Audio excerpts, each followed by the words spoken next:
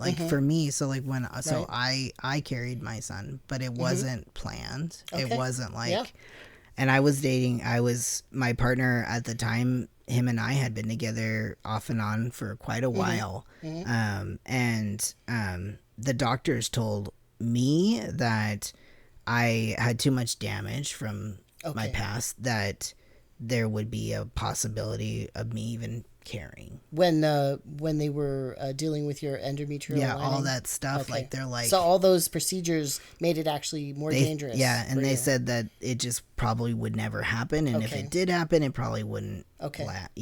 So it was a difficult yeah. pregnancy. Yeah, and so like when I found out though, I literally was getting ready to leave. Like because I was bigger. I had never thought about it. I still had the problems with, periods being on time. Sure. And so I never really was like, oh, I'm late. Right. God, I wouldn't know. Mine was so irregular. I didn't know when it was coming. Yeah, I had no idea. And so like I was just like, whatever. I just thought I was getting a little fluffier. Normal. I ate a lot of extra Reese's, you know, like I was packing it on. Sure. And like, and we had broken up and because it was an unhealthy relationship and I was trying to grow. Sure. And then I was like, I'm going to move to California and I'm going to go back to school and like get because I really wanted to go into oceanographer type situation.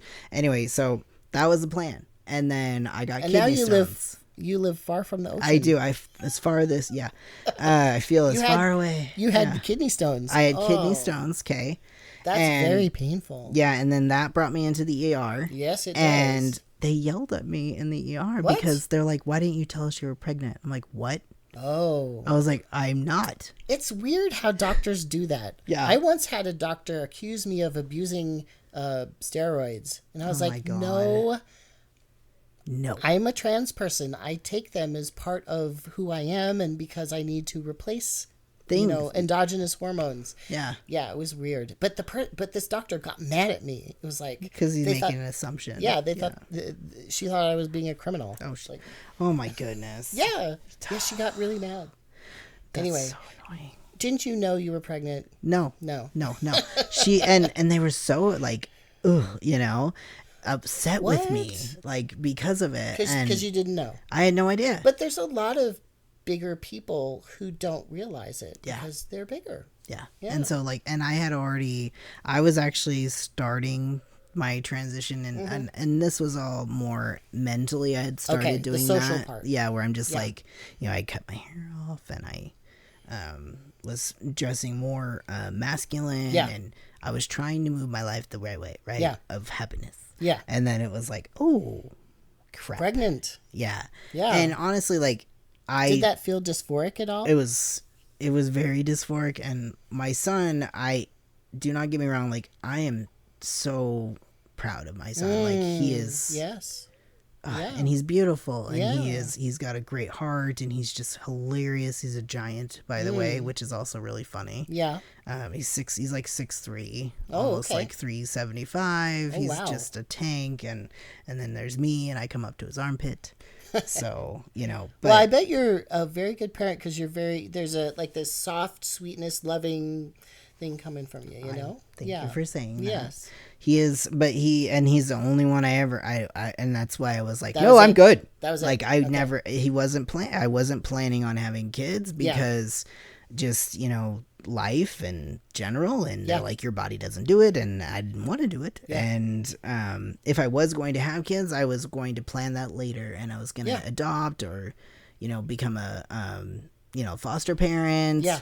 I was all good with all of that. Right. But I've also thought of foster parenting. Yeah. Yeah. I know an older gay man who is, he's fairly well-to-do, not super rich or anything, but up there. And he's often taken in some people who were like thrown out of their houses. Yeah, that's a big problem too with the LGBTQ plus community. Yeah. And he really does mentor them well into adulthood. Good. Yeah, that's great. He's really wonderful. Yeah. Yeah, I've thought about that being like my, maybe that's my retirement, right? Yeah. Is helping. Yeah. And totally. And I can see it. But yeah, but during the pregnancy, honestly, he kind of helped me in a way, kind of like get more affirmative of what like I was feeling. Okay. Because you were at the start. Yeah, I was at the start, right? And then it was like, you know, my body was doing things that like in my head I was like, this isn't supposed to happen, like in my brain. And I'm not saying there's anything wrong with being a trans man and having a baby. There's nothing wrong with that. I'm proud of myself now, but at the time it's all individual, right? Yeah. Because there's also cisgendered women who, oh, I'm pregnant. Maybe this is not what I need to be doing with my life, or it's uncomfortable, or some go through with it and, you know, have children, you know, so it's not just trans people, that there's a variety of experience, obviously. Yep, exactly. Yeah. And was it Times Weekly? No, it wasn't Times Weekly. There's a pregnant trans man on the cover. I'll have to look it up. And was this a long time ago? No, literally it just happened. Okay. Yeah, I don't know. And I thought it was so badass to see it. Now I can't remember. Yeah. Well, I mean, because it's an issue, right? Yeah. You know, most of the abortion issue is centered around cisgender women, obviously. Yep. You know, but it is obviously also an issue for if you still have those parts and you are fertile of age and, you know, you have all that, then it is still possible to get pregnant. So, although it is mostly a women's issue, it is also a cisgender women's issue. Yeah. It's also a trans male issue. Yeah, it could be. You've heard the horror stories too. Like we need access to those things too. Yes, is the best way to put that. Yeah. If somebody needs the care, give them the care. Give them the care. Like a doctor should know more than a politician, in my opinion. Like, well, yeah, the politicians. I mean, unless they have, you know, MD behind their then it's name. Really hard to. It's like, where'd you get that? Yeah. Anyway. Yeah. So I was actually talking to someone earlier in the project, and they said, well, we really need to center cisgendered women around this. And I understand what that person was saying. I think it's everybody's problem. It is everybody's problem. Also, we can do those things both at the same time. Exactly. We don't have to split off into factionalize. You know, we don't have to do that. We can do it both at the same time. Equal rights. Yeah. It's your body. How about that? Yes. Yeah. We don't have to minimize, you know, the trans men to focus on women, you know, cisgendered women. We can do both. Yeah. So it's like you should have your own right to decide what happens to your body. Yeah. In like period. Yes. And then you work with your doctor and you decide what's best for you based off of that. Yeah, it's interesting because I mean, conservatives, especially very social conservatives, I would think they don't want to get into the private life of people, but then they always do. Yeah. So I wonder what that rhetoric is about. Is it just dishonesty? I don't, you know, I want to be charitable, but or some sort of disconnect. No, I don't know. It's frustrating for me when I get, because it just doesn't make sense to me why. Yeah. Why does it matter? That's the other thing. Yeah. So in Idaho, like one of the sayings you're paying for the care. Yeah, is like in Idaho that whole let people live. Like that's let live. Okay. Yeah. So it's like very libertarian. It's supposed to be also that, which is an interesting thing. Like it is very much like it. At least growing up here, it was like you still cared about your neighbor, and you did. You know, someone needed help, you did band around them. Yeah. But now it's started getting so much more like blatantly hateful. You always had horrible things. Like you so it's almost like you have to you're picking and choosing who you're kind to. It feels a little bit like that. I mean, and then we have some in our history, like our gay history is still not very much just educated in schools and things like that, but we've got a history and people, and that's why I was saying I wish they would record more of this stuff. Because like things like especially in a place like this where you know maybe there's an isolated or hidden community. You know? Yeah. Yeah. Well, and like during the AIDS epidemic, we had a large portion of like the lesbian community that stepped up. Yes. And like, that was across the country, by the way. Across the country. Yeah. Like that's how so badass. That's how we came together more as an LGB, at least, community. Yeah. B wasn't actually added as well. Let's just say LG, community came together, and then B and T were kind of added on later. Yeah. But that's how that bigger community kind of coalesced. Yep. Was because of that. Because of that time. Yeah. Yeah. And yeah, we just don't, I don't know. I get really sad too, because like I wish there was more community here, because like right now it's like, well, with the influx of California, I want and more. not even Californians, but California. Yeah. Because it's like you can go to the bar, and that's still fun. It's not like but it's like not everybody is into going to the bars. Yes. Yeah. I get tired. I get and lots of people are drained. sober, Yeah. Or it's like I don't really want to go and just hang out in a sweaty bar all the time. I mostly just like to if I go out on a date, or sometimes it's just at my house, I'm cooking for somebody or whatever. You feel kind of safer too. Yeah. Like I know that's not like the norm. Like you don't usually like bring, invite a stranger to like have dinner at your house. That would probably look a little weird to some people, right? But like for me, like it's a safety thing. Like you don't feel safe in a huge public place all the time. Yeah, or, right. You can't really have that conversation. Yeah. Or you're in a loud bar. How can you even talk to somebody in a loud bar? Hey, by the way, I'm trans. Yeah. Let's talk about my... No, I'm not doing that. Or, you want to see if you're compatible. Yep. Because I am often just very superficially attracted to people. How they look or whatever, or how they dance. But it's really how they think and where their heart is that is the big attractor for me. Yes. So, bars really aren't conducive to that. Bars have their role, but they're not really conducive to that usually. And it just, and then they have their theme nights. And so it's like they do have their place and they're great. And it's a great place for like, if you need a place to go that that's great. But and there's not a lot of gatekeeping. No, not as much. The problems that you run into, like for me, like I noticed that there's a lot of like I've been like sexually assaulted in bars before, like just grabbed or something. And I don't want to make it sound like it, but like so like it's always been a straight couple. Oh. That have come into the bar and gotten drunk and tipsy, and they're they see us more as like an entertainment. Okay. And there was a lady, and she sat right down next to me, total stranger. Okay. And she's like, "You guys look fun." So it sounds like it's almost like a bet or something. It's weird, or maybe they just. There's a big thing about too, like with the drag community, where it's like don't touch a drag queen, that kind of thing. You should know not to do that. But those are the type of people that do that, where they're just like, oh, I can touch your, I can grab you or whatever. Anyway, she did that to me. She just like slid her hand right down my leg and grabbed my junk, and she's very surprised. Okay. And that turned into a brawl. Yeah.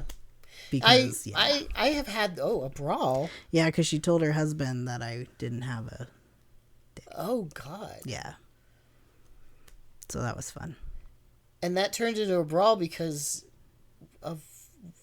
they were drunk. Okay. Honestly, but like... So they just both attacked you?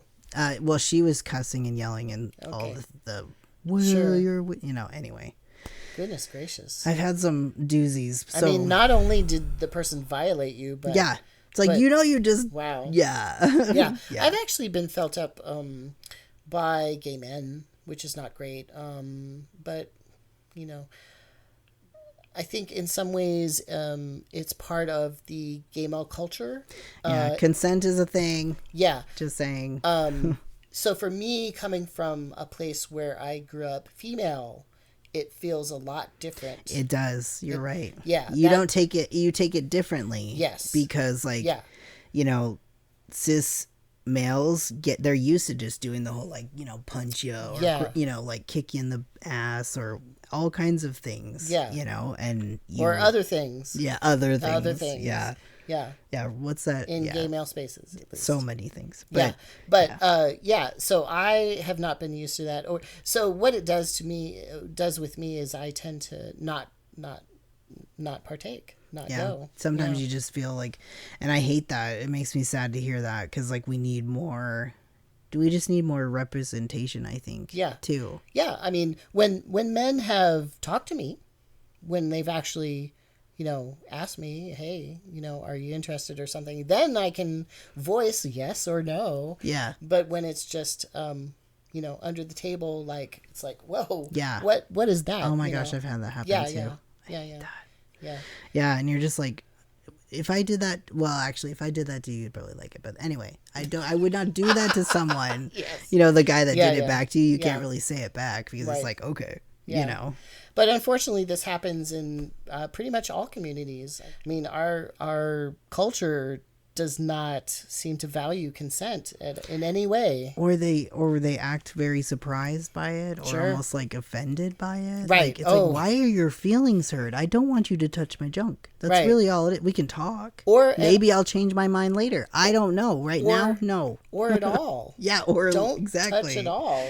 Yeah. Ask. Let me get to know you. Ask first. Jeez. It's so strange. It's so strange. Well, and I see that a lot for drag performers, and I feel so bad because it's just because they, even if it's a sexy dance, that doesn't mean you get to touch them. Right, because drag queens aren't strippers. Yep. They're not doing sex work. Nope. They really are not. They're in a public place where you should not be touching them unless they say yes. That's right. Yeah. And that's a private thing. Yeah. That's not, during their performance or whatever. Exactly. Yeah. Don't just walk up during. Oh my gosh, that's the worst. Do you ever find, since I'm going to say probably people are a little bit more ignorant here, right? Because it's a little isolated and it seems maybe a couple decades behind in terms of your laws and that sort of thing. Some of them, yeah. Okay. Yeah. So do you ever get weird questions from people if they all find the time. out? Yeah, all the time. Yeah. I think that probably the thing that I know that they try to make this in the nicest way where they're like, I couldn't tell. Oh, sure. It drives me nuts when they do that, but, though. If you say that to a non-binary person, that's really insulting. That too, yeah. It's like, oh, thanks, I guess. Yeah, you just... Right. Yeah, and I know they're trying... Some of them will do it from, a good place, and they're just trying to, make you feel good, But it's yeah. Because passing is the goal, right? I guess, yeah. No, not for everybody. I just want to be me is my thing. Yeah. And this is who I am. And once you get into the passing realm though, it's people start to nitpick. Yes, they do. And that's where I'm get off of me. That's why I don't like the whole passing thing, because there's always something that somebody is but I'm not so sure about that I don't aspect. I don't really even like it saying, I don't like passing in general. Yeah. I think that word is really hard to put on. That's a lot of expectations, and that's it has to do with money and access. So much. There's so much that goes into that. Yeah, exactly. Yeah. And some people don't want to pass. And some people, they for me, there are a lot of different surgeries that I could think about, but my reasoning by not doing it is that it's not good enough. Yeah. It's not. And if what you have works for you, then there you go. Yeah. It's your business. And maybe someday it'll be better for me and I'll decide to do those things. Yeah. But it is not the same. Yeah. For sure. And the surgeries are way more dangerous for trans men. The recovery is way more dangerous and long for those kind of things. And it costs so much money, and there's not much insurance coverage. Most even in the blue states, one a lifetime. Yeah, one a lifetime. That makes no sense. Yeah, even in the blue states, it's very difficult. So, yeah, and people get to have whatever body configuration that they want. Yes. Exactly. It doesn't matter. It doesn't matter. And like in my like one of my partners that like I've been dating, that's one of the things that like he has said is that he because I was like, all right, does it bother you that I don't have something natural to that? And he said that he's like, at first, like I thought that was something that would bother me. He's like, at first. And then I got to know you and got attracted to you and who you are. And he's like, you're a sexy little bear. You're a sexy little cute little bear. I concur. And, thank you. And he's like when we're intimate, he's like, it doesn't really matter anymore. He's like, we enjoy each other and we, that's the goal. Is that, and every person out there is different. Exactly. Exactly. And everybody has something that they don't like about their bodies, or some major things they don't like either, And cisgendered people also have different kinds of surgeries. So many different kinds. And it could even be that it's not even it could even be like someone that is like intersex too. Yes, like right. It could be that and oftentimes that's non-consensual. Oftentimes, especially like if you're talking about like when someone is born and then they make the decision for them. That's still a thing. Right. But then also adult and sometimes even minor cisgendered people have plastic surgery. Oh yeah. They get their noses changed from a more prominent nose, which some people think of as masculine, which is so strange, to like a little tiny upturned nose. And, I've seen in Texas, I saw billboards for penile enhancement. Yes, there's lots of that. Yes. Mm-hmm. Yeah. But that's only for cisgendered people, it really apparently. is, because the surgery that's for us, like, it's not the same. No, it's not the same. It's not even close. It's not the same, but that is gender-affirming surgery for cisgendered people. It is. You're right. You are right. It is the same situation. And actually, there is something similar that some trans men get. There is a couple. Yes. Yep. Yes. Yeah, there's one that I think I might do, and it's the release one. That's the one I've thought about, but that's only for comfort levels. Yes. Right. At this point, it's comfort levels. Sure. But yeah. We could talk about that later. I'm curious about that. But, this is going on YouTube, so... Oh, yeah, you gotta be careful. Yes. Yeah. Let's take a break for a second. Yeah. Okay, y'all. We took a really long break. Like a whole day. As you can see, I'm still wearing the same clothes, though. Because I'm traveling. And my friend here has changed his clothes. Yes. Yeah. And you're looking quite nice, by the way. I love those kinds of caps. Thank you. Yeah.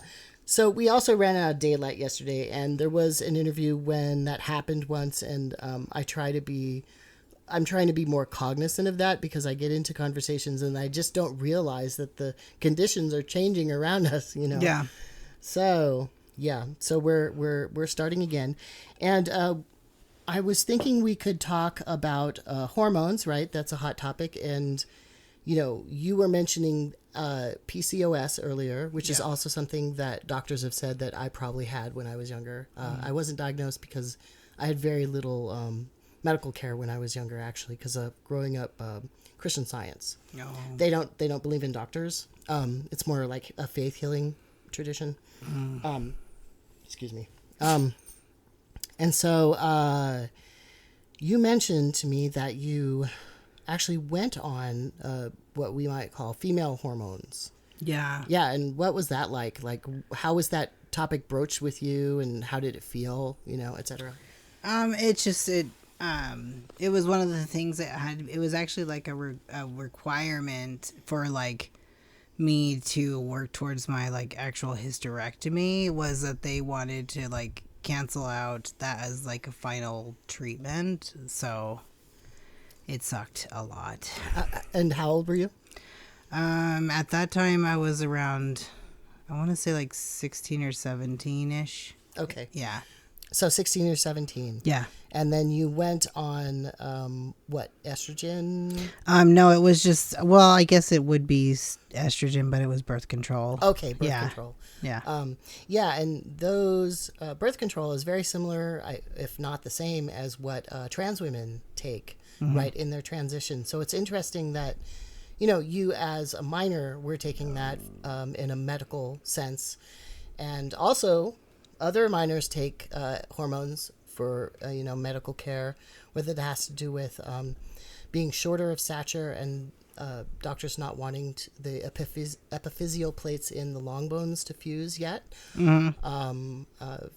There's all kind of precocious puberty, for instance. Yep.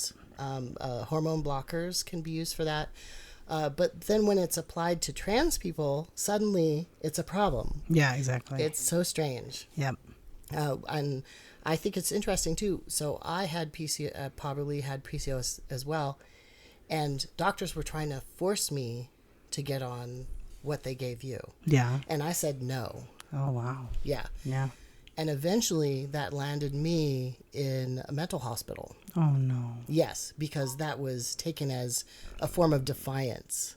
Right. And around my gender and sexuality. And it was kind of mixed up. The language was mixed up in those days. And, that was before transgender as a concept was really coined. Yeah. So those are the bad old days. You had a hysterectomy. Yeah, finally. Right? Yeah. For various reasons that we went over earlier. And then what happened then? Well, I started doing, I was actually going to start medically transitioning at that point because I had decided that that's when I needed to start testosterone. And that's when you were 17? Something? No, that was not until I was 21. Okay. All right. And then when you finally did start testosterone, what was that like and what did that feel like? I think it's pretty similar in a lot of people's stories. It's like a night and day type feeling. It was for me, at least. Hold on. The puppy is a playing, Dad. Yeah. Dad, don't you like my playing? I do, but it's too much, Bubba. Yeah. I'm sorry, Bubba. Not fair. Yeah. I wish I had a bone for you.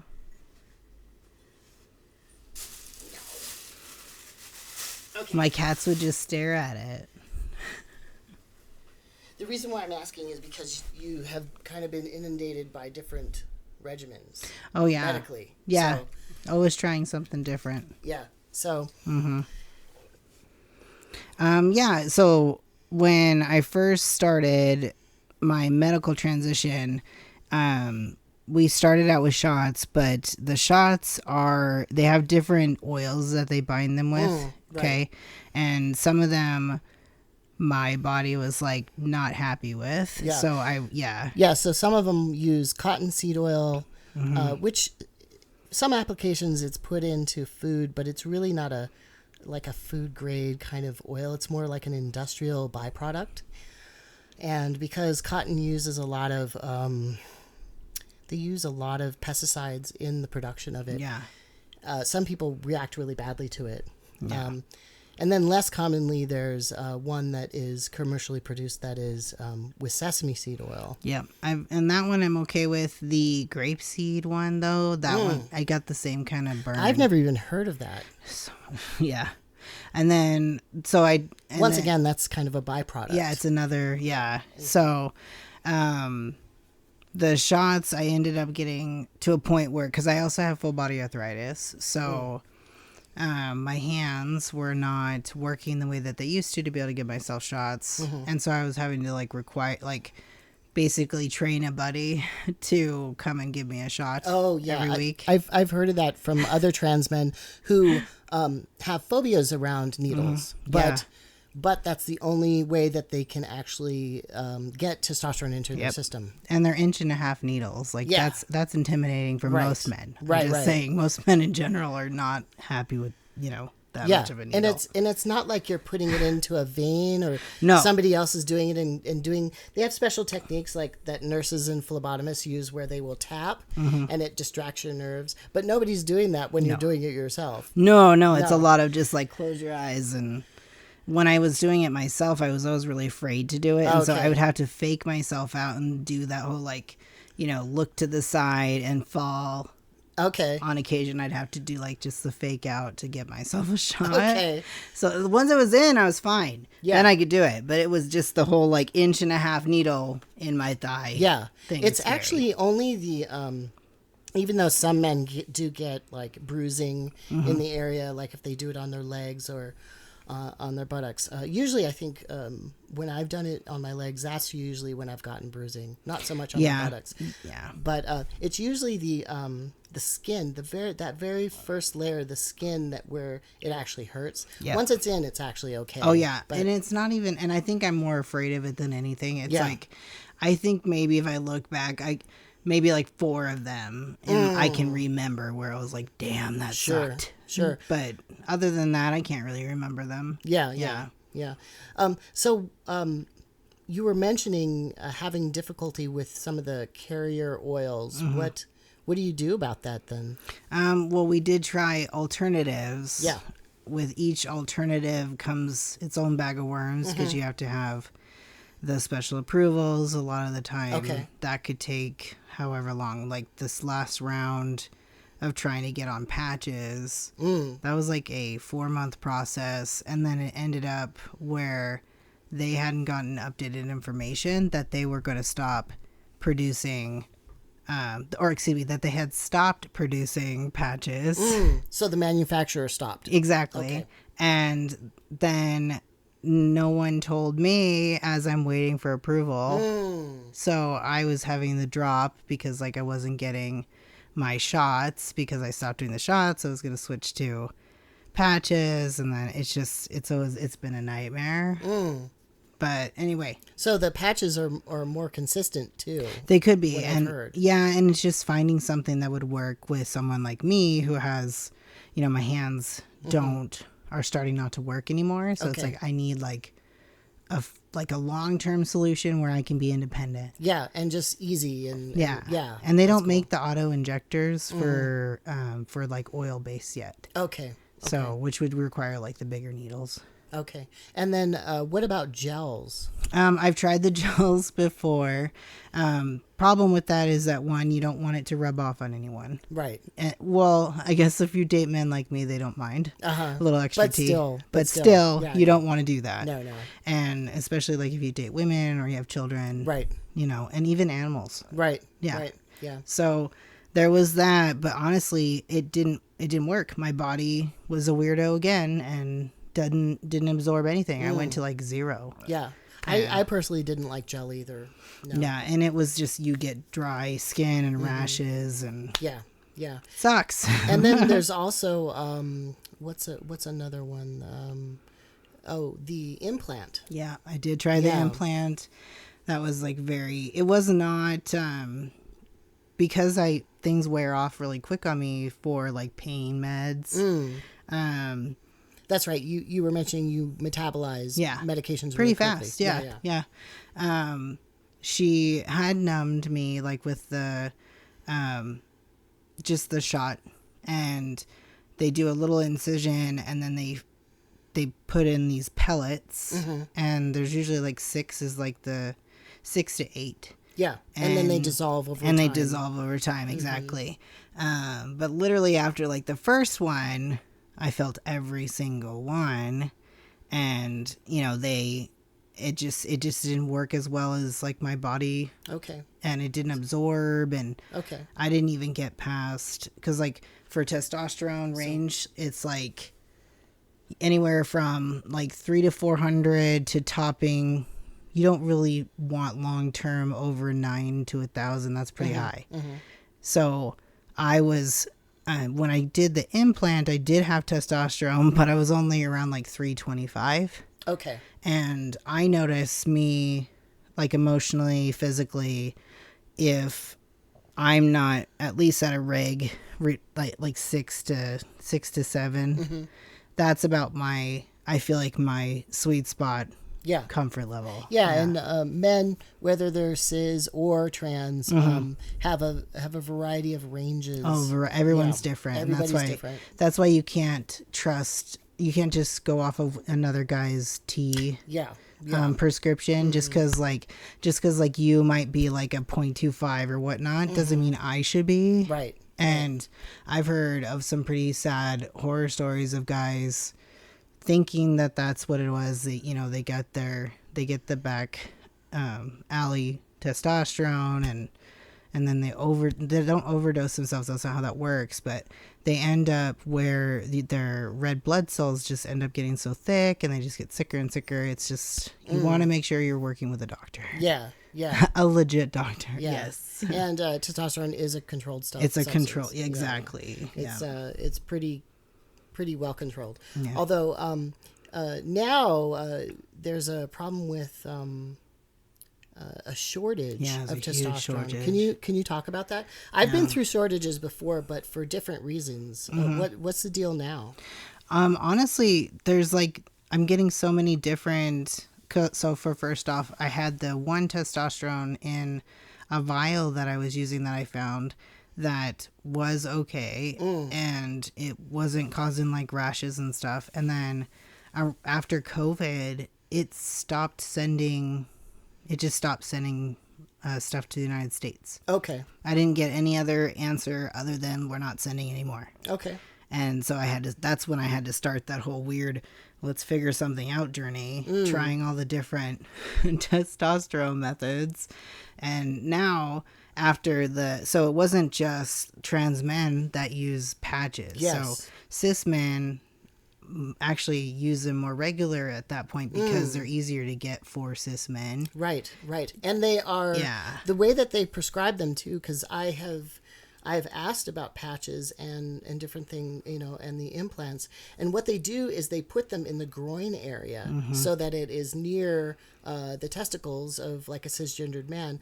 But they also do that with trans men, which sort of doesn't make sense. Not really. But all the research is done on cisgendered men. Yeah, exactly. Because they use this so often. Yep. Yeah. But in a way, we're benefiting from that. So that's good. Yeah. But it would be great if more actual research trans was men done. were studied. Yeah, that would be a thought. That would be so great. Please do some research on some peer reviews. Something. Yeah. Yeah. I mean, you do have to get a group of trans men to trust doctors to be all pokey. Yeah, that's difficult. So you were talking about cis men doing the patches. What does that have so to now do with that they're not producing, they're the ones, they're also going to be affected by that. Right. So now they have to find an alternative source. What are easily accessible alternative source? Switching to shots. Yeah. So now. So those are the little vials. Use a needle. Yeah. Yep. It's just the glass. Yeah. Yep. Thank you. So it's you could do intramuscular shots, which are in big muscle groups, or you can do subcutaneous, which is just under the skin. Yep. Yeah. A little fat. Yeah. I think you can use the diabetic ones with those. Mm-hmm. Yeah, that's a very small needle. The thin one. Yeah. But you have to do it more often. I think those ones you have to do almost twice a week. It depends on your levels, right? I think it depends on the person. Yeah. Yeah. I tried to go towards something else besides IM just because I'd done it for so long. Yeah. But also as somebody who's been doing it for so long, I've given myself literally hundreds of shots over the last 23 years. I didn't want to do it more often. I wanted to do it less often. Yeah, I know you're sick of it. Yeah, so subcutaneous shots were not effective for me. Yeah. That's why I looked into the Testopel, the pellets. Yep. But even with that, I was like, wow, I have to do this every 3 months. Every 3 months. Have a small surgery on my buttocks. I don't think so. Yeah, and it's super awkward, by the way. Yeah, you're just laying on your stomach, all spread out for everyone, and lady comes in and she wipes your butt with antiseptic and is just trying to small chat you. Yeah, right. And you're just like, how's my butt look? It's very awkward. Yeah. I didn't want to do it. The NP who was going to do this microsurgery on me, I don't even know what it's microsurgery. I don't know. Anyway, it's a little surgery. Yeah. The way that she described it, I was just like, yeah, this is just not going to be useful for me. So yeah. And I was willing to try it because it's like I needed an alternative because my independence has always been really important to me, especially like with my medical stuff. Mm-hmm. And it's like I need something you have a lot long-term. going on. Yeah, it's I need something long term that also, you know, it really kind of sucks to have to rely on someone for medical stuff. Like you want to take your own pills. You want, you know, you want to put your own ointment on. Right. All those things that everyone else should be able to do. Right. And you feel like kind of, I don't know, like I almost feel like my self-esteem even feels kind of weird because like, I don't know. And it maybe sends me a little bit into dysphoria too, because you kind of just, it's like it almost takes the veil away a little bit, having to have someone come in and give me a shot to help me keep being myself, if that makes sense. Yeah, sure. It kind of sucks sometimes. Yeah. So I'm going to open this a little bit because it's getting dark. Oh, do you want me to turn that guy or is that too bright? No, I'll just this window? Remove this or something. And oh, there you go. There we go.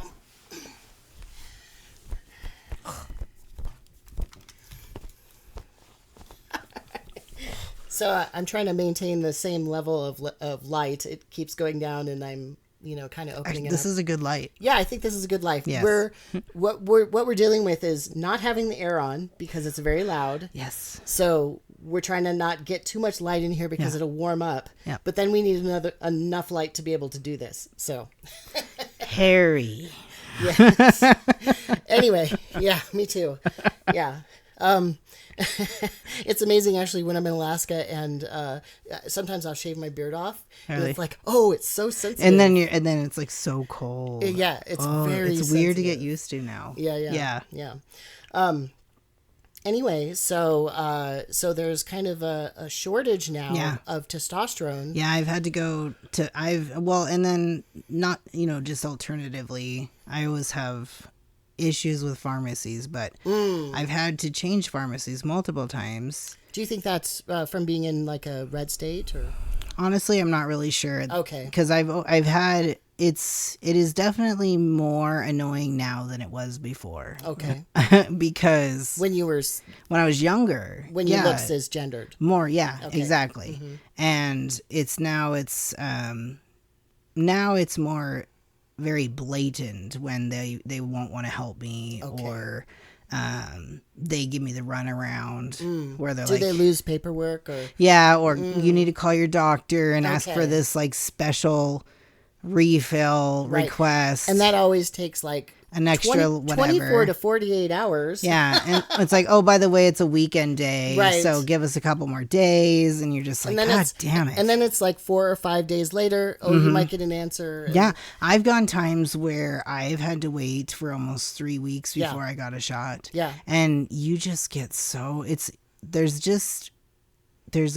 it's almost like you just feel like just completely gray. Yeah. When your levels, because you're not making either one at that point. Right. Because we've both had hysterectomies. Yeah, exactly. Yep. So it's like you're just a vessel is what you feel like for a little while, and you're grumpy, and you know, I got to a point where I did stop crying all the time. That was very nice for me. That transition was nice. I got very tired. I could tell that my cognition was changing. Mm-hmm. Yeah, sorry. It's okay. This fucking thing. He's so comfy. Such a good boy. But yeah. I'm advertising for my project in Canada, and I'm getting some hits, which is good. Oh, nice. But not during an interview. Anyway, what were we just talking about? Oh, when you have low T. Oh, yeah. Yeah. Yeah, I've had that because of poverty. Me too. And not having consistent health care. Yeah. So. Especially when I first started out when I was younger, I didn't have a lot of, I didn't have like medical at all. Yeah. And because I was working in retail. Yeah. And it was just, I couldn't afford it. Right. And then even if I did afford it, you look at the insurance and you're like, oh, well, you don't even cover this anyway. Right. So it's like, it's not worth it. But yeah, no, there were times where you would go a couple months sometimes. I think I think I went like almost a whole half a year one time. Yeah, and then there's with scarcity, right? But where is the scarcity? I always wonder that, because I have seen lots of strip mall hormone places, like for cisgendered people to treat ED and various things, and I'm sure they have access to hormones. Yeah, I mean, I would be interested to see, like, just have the comparison to make sure. Yeah, but yeah, that'd be interesting. Yeah, I know that in like if you go to places like Mexico, it's hella cheaper. Right. Yeah. But then you have to go to Mexico, and you have to and also I think it's probably a border issue, because it is a controlled substance. It could be. Yeah. One alternative, though, is actually compound pharmacies. And I've been using one on and off for about 23 years. It's in Portland, Oregon. It's changed names a couple times. It's it used to be called Strohecker's. Now it's called New Era. Very good, always high quality service. And they can tailor what you're taking to your to who you are. Like if you have a trouble with a carrier oil, they can you were telling me about that, and that's a great idea. They can change the carrier oil. They can change the strength. That would be wonderful, because then you could take smaller doses too. Yeah, exactly. Yeah, and then you're not having the huge lumps that you get sometimes, where, like, I don't know if you ever had that, but like the oil, like, it kind of builds up and it leaves kind of like a knot. So that would be lovely to cut that down too. Yeah. So so since I have been through these times of scarcity having to do with the manufacturers, I've never experienced that with compound pharmacies. Okay. Yeah, and you can actually get a larger supply than just the very, very tiny ones, and they ship all over the U.S. I'm gonna have to look it up. Yeah, I've gotten it up in Alaska. They've shipped it. I definitely need to, because I'm so sick of this. And they very strictly follow the law and your concentration, so it's not like you can hoard hormones or something like that. Once you get through your prescription, then you can order another bottle. But for people who have issues around scarcity and all that, you might want to consider going to a compound pharmacy. No, it's the next thing on my list for sure. Yeah, because it's, even this last go around, she wanted me to try a smaller dose and start ramping up. And so they only gave me this like little tiny baby bottles. Right. And then now I'm like, okay, well, those worked. Yeah, it's interesting because those little tiny bottles are meant as a dose, right? But if you don't have consistent care and there's an inconsistent supply, like, that's it. Just that one little dose. It. Yeah. And you got to stretch it out. Where's the next one coming from? Make it work. It sucks. It puts so much stress on trans people. It does. It's awful. It can be. I know, especially when I was first starting my medical transition, you always kind of question your doses, and you question, what else can I do? And should I work out more? And you're always wondering, should I give myself a little more? And it's always really tough, I think, especially like for younger trans guys, to understand that, like, it's a hormone. It's not it's not medicine in my brain, because like that hormone can tip the scale of your own health in different ways. Oh yeah, definitely. So that's why I'm like super crazy. Make sure you do what dose you're supposed to go. And then also, like, with my doctors, I've had times where I have to second guess them and third guess them. And, well, it's a conversation. Yeah, exactly. I feel like it's okay to question doctors, and you what they're doing. You have to, especially. You have to do your own advocacy sometimes. Yep. And sometimes you have to sometimes it's even a good idea to bring people with you who are more experienced, or let's say we needed gynecological care or something like that. I think it's a good idea to bring somebody with you, even if they can't come into the room. Maybe they can be in the waiting room for you.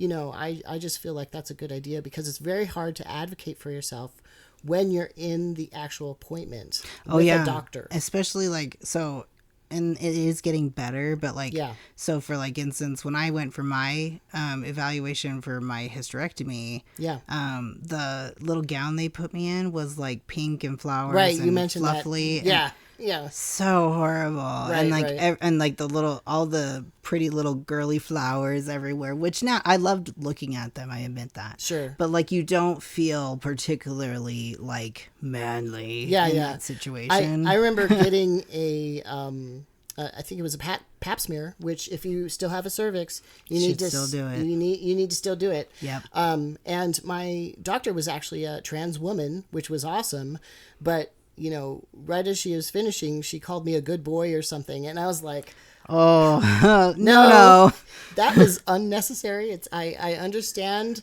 the spirit of it, but not necessary. Let's just end this. Thank you. I'll be putting my pants on now. That's right. But you know, I mean, I've also talked in this video series about being basically touched in non-consensual ways and being laughed at. Being told to leave an appointment and never come back. So, you know, a doctor saying "good boy," that's actually okay. It's still, on the Richter scale. On the Richter scale, that's a good way to put it, because it is logarithmic. How effed up is it? It is logarithmic, actually. Yeah. No, I honestly, like, there's a couple other like possible like surgeries like that I had thought about doing, but just the experience alone that I've had in the hospitals here, I would wait until I moved. Sure. It's been... Speaking of that, are you thinking of moving? I've thought of... so my son is he's getting ready to turn 17, on October 30th. Okay. And he's going to graduate in 2 years. Yeah. So, you know, I haven't seen good enough progression here. Yeah. And if anything, I feel less safe being here. And I feel like, you know, so many of these bills that are, you know, coming out are just so hateful. And I mean, in good days, when things are good, we're under stress. We're still under stress. So when things go sour, which they're going pretty sour right now, it's like layer upon layer of stress. No, and it's exhausting. And, you know, I worked really, really hard in the company that I'm in to get where I'm at, you know, off of my merit and my hard work. And they know, you know, are they based in other states? They're national. Yeah. Okay, great. Well, actually they're worldwide. Okay, great. Yeah. So you could move possibly. Yeah. Great. There's lots of places that I could remote be and, I would probably go back to California at this point, but you know, sky's the limit now that. Yeah. Well, Oregon and Washington, which are right next door, have pretty good laws as well. Yeah, and then I can find that compound pharmacy. That's right. Well, actually, you can access compound pharmacies all over. You can, yeah. I think we do actually have one here. It's a specialized kind of thing. Yeah. I think I found one in Meridian, so I'm gonna. Yeah, definitely. Yeah, I'm gonna look into it. And they'll work with you too. Yeah, which is nice. It's not just here, take this. They'll work with you. That's good. Yeah. No, I'm gonna check it out for sure. Yeah. But yeah. Let's see. Let's take a break. There we go. Okay, so I thought we'd maybe talk about like peer support. We talked a little bit about activism and that you're kind of taking more of a support role rather than a frontline role because of fears around being arrested and that sort of thing, which is totally valid.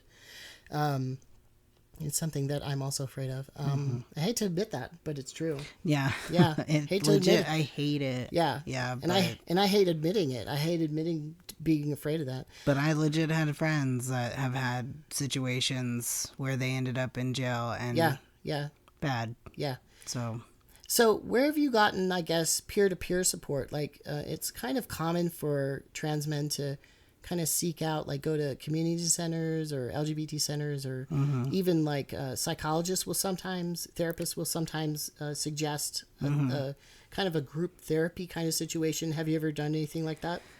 Not a group therapy type thing. I would say that, and honestly, I'm a pretty private guy. Yeah. And I know that, and I honestly see I know a lot of trans guys that are pretty private with their own, and and it's almost like that whole, we're the fix-it people still. We're still the ones that want to be the caregivers either way a lot of the time. Sure.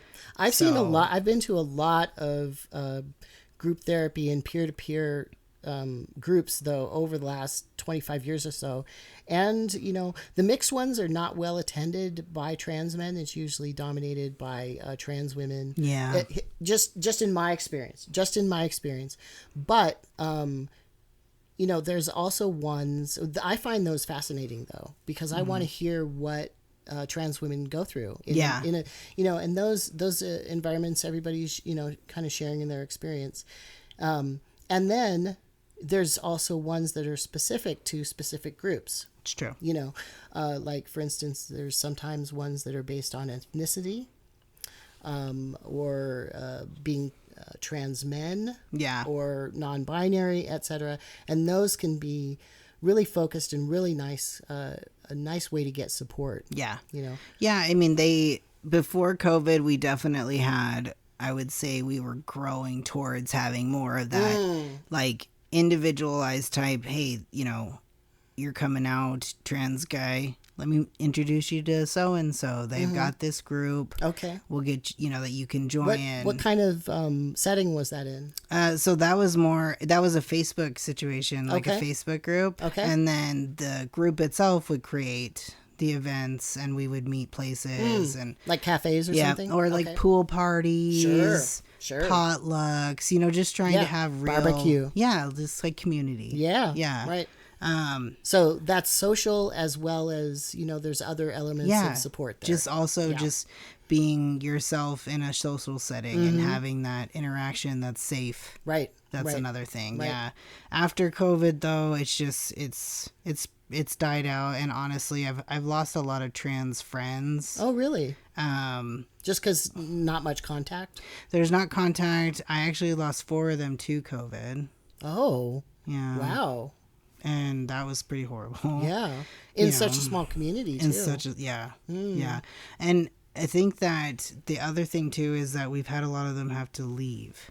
So, like, I've had a lot of for friends. Healthcare? Like better healthcare? Sphere. I've got a lot of drag performer friends that have left for other opportunities. So not even in the trans community. Not even just it's not even just the trans community. It's so gay male drag performers. Yep. And wow.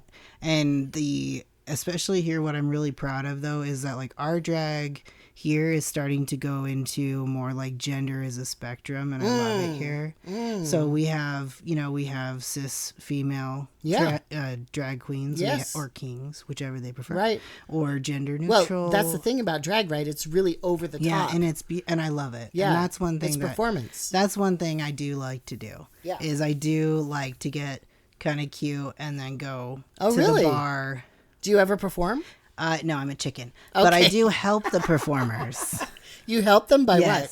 So I regularly help set up their little scenes. I go through a lot of dollar Are you like bills. the little runner person that sometimes puts props up? Sometimes if they need it. Okay. Sometimes I fix corsets. Okay. I fix broken shoes. Laces. Yep, I fixed a broken table. Okay. So yeah. How about a heel? I probably could do it. Okay. Yeah. Okay. No, I do like doing that. I like being a part of that because it's also really nice for someone who is like an overthinker to have that just stimulation. Okay. Just lights, color, beautiful, fantasy. I also, you also get to have a role in it if you're a helper. You feel connected. Yes. Yeah. I also like that role. Yeah. I don't really, go to bars to drink or whatever. Even before I was sober, that's something I didn't do. But I would sometimes go out for the drag performances, and I got to know a lot of queens and kings and whatnot. And if I knew it was like a special night for a particular drag queen, I would bring flowers or something. Yes, that's so nice of you. Yes, of course. How sweet. I want to be a gentleman. He's like, give me your number. It was funny though. Sometimes I would see them in everyday life, like, you know, they'd be working at a cafe or something, and they'd go, "Hey, do you know that was me?" And I did kind of know that. Yeah. I mean, you kind of know. Yeah. But I always thought that was really cute that they would sort of out themselves to me. Yeah, you know? it's cute. Yeah. No, I do, and honestly, I have friends that are that do drag, and their persona is not who they are in the real world. Sometimes, not at all. So a lot of the times, it's like polar opposite. Yes, exactly. You know, one of my friends, he does drag, and he's so shy. Yeah, and he's very quiet and very stern during the day, and then like at night, he's basically Britney Spears. Okay. Yeah. And it's fun, and it's, you know, and honestly, it doesn't have to be hypersexual. I think that's the other thing is that it's not, and a lot of the time, it's done in a place where adults are in that, if it's going to go in that direction, right. You know, consenting adults. Here's my ID. Right. I'm allowed in a bar that you're paying to get into. Right. Well, and I will tell you, in the last place that I went to pretty regularly, which was in Portland, Oregon, most of the people in the audience were straight people. Oh, yeah. We get that here, too. I've had...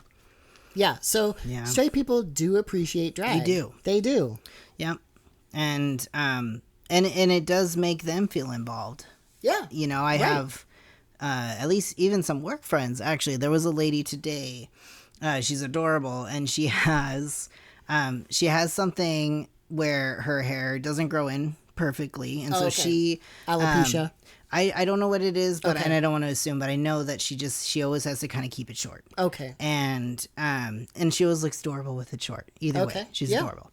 But she loves incorporating wigs into her daily as just a daily what she needs to feel, you know, confident about herself. Yeah. Well, I've known a lot of women who've worn wigs just because it's fun and they don't have to do their hair all the time. Yeah. You know?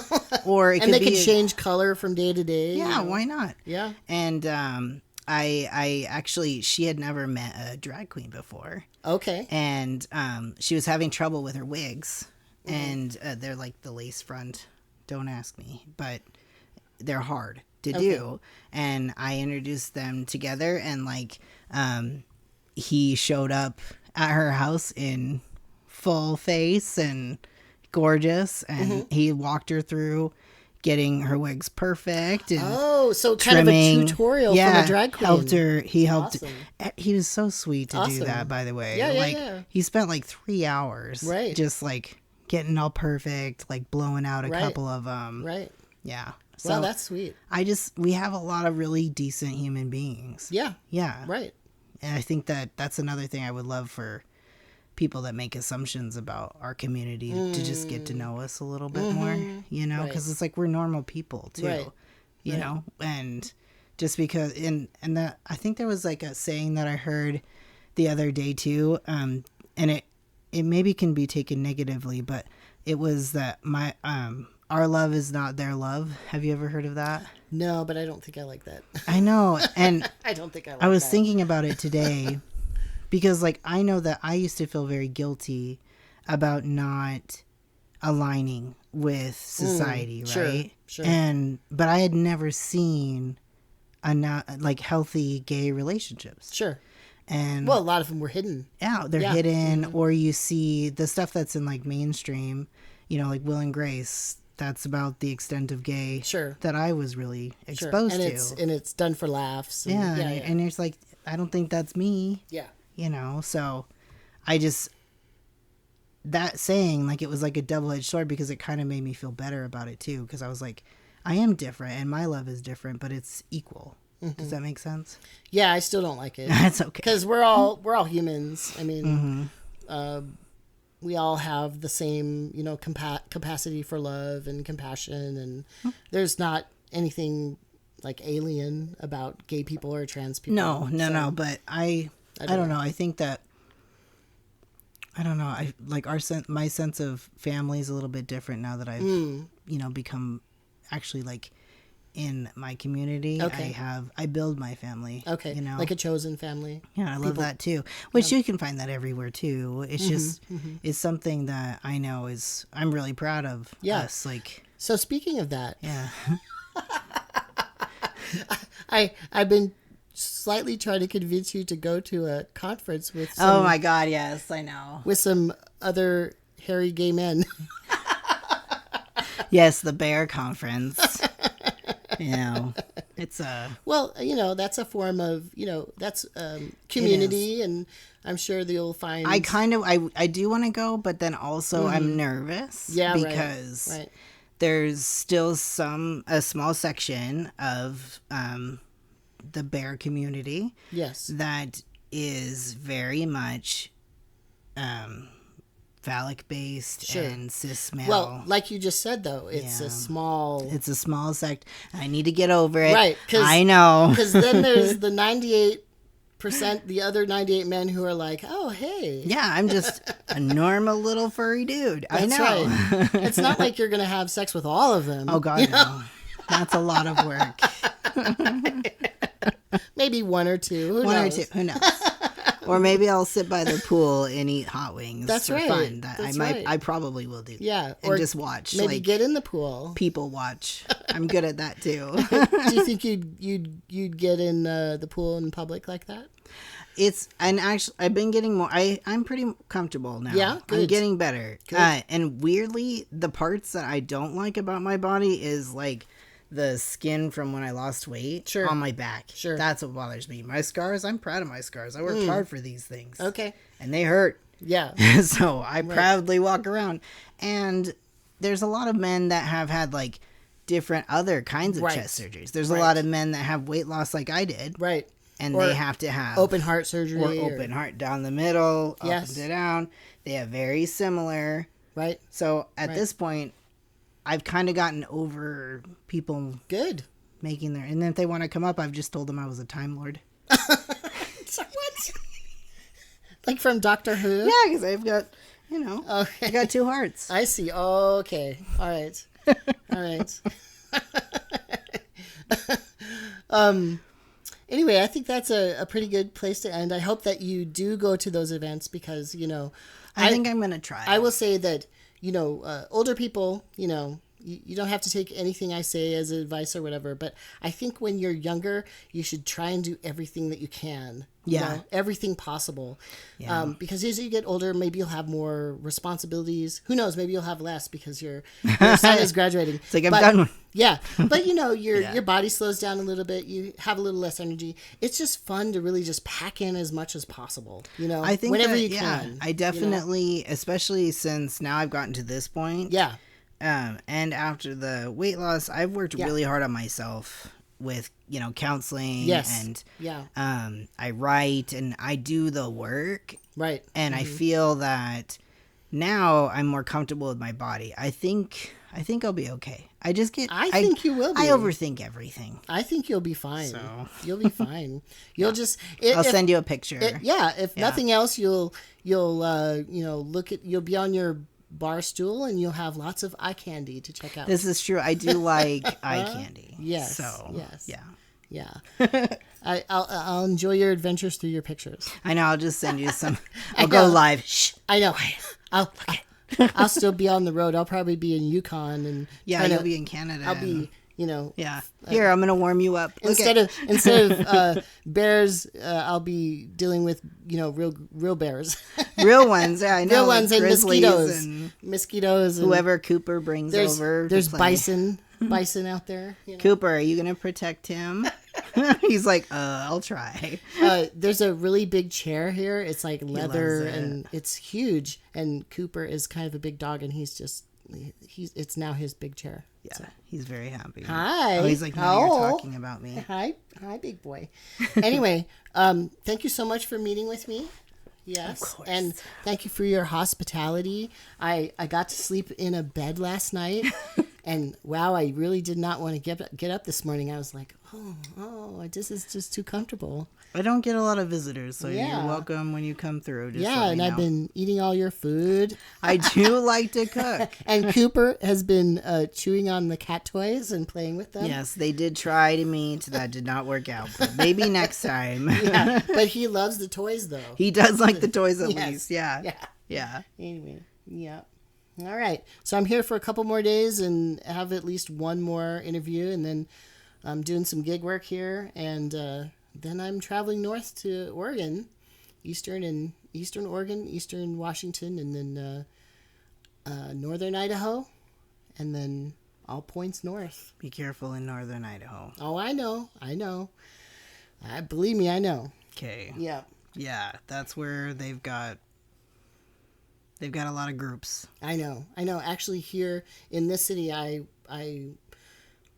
talked to somebody once, and I was thinking about moving here. It was a long time ago, and I was like, hey, is that business with Hayden Lake, is that still going on?